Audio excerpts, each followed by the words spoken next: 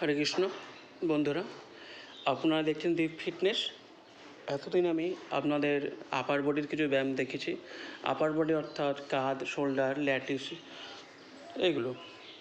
আর আজকে লোয়ারের বডির কিছু ব্যায়াম দেখাবো। লোয়ার বডি অর্থাৎ আমাদের পায়ের নিচে যেগুলি, দাবনা, আমাদের যে পায়ের কাপ, এগুলি দেখুন।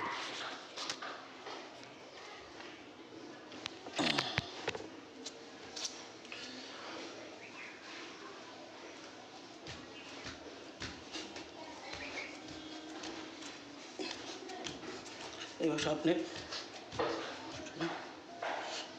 দাঁড়িয়ে বাইরে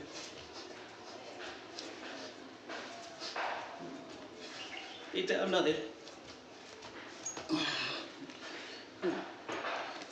দাবনা এবং পায়ের কাপ, এবং আপনাদের দুটো মাসল খুব তাড়াতাড়ি বাড়বে আর আমাদের শরীরের ক্ষিপ্ততাও বাড়বে।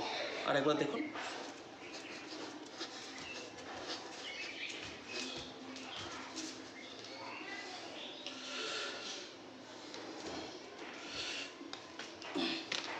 এরপরে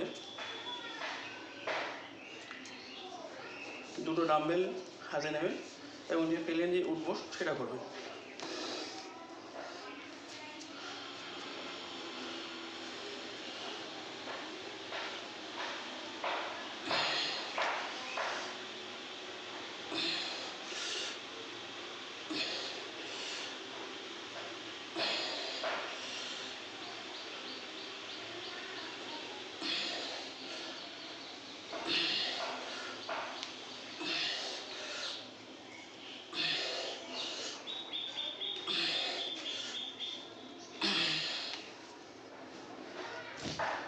এরপরে এইভাবে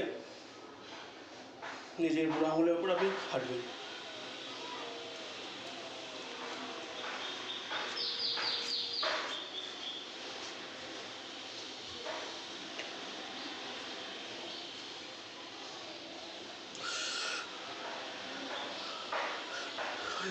জাম্প করবেন।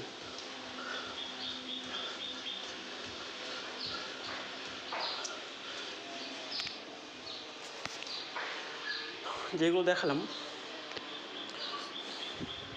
প্রথমে ফক্স জাম্প, ওটা আপনি 4 সেট করবেন।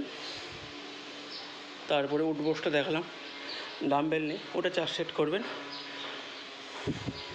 তারপর আমাদের যে বুড়ো আঙুলের উপর হাঁটা, ওটা আপনার 2 মিনিট করে করবেন 4 সেট।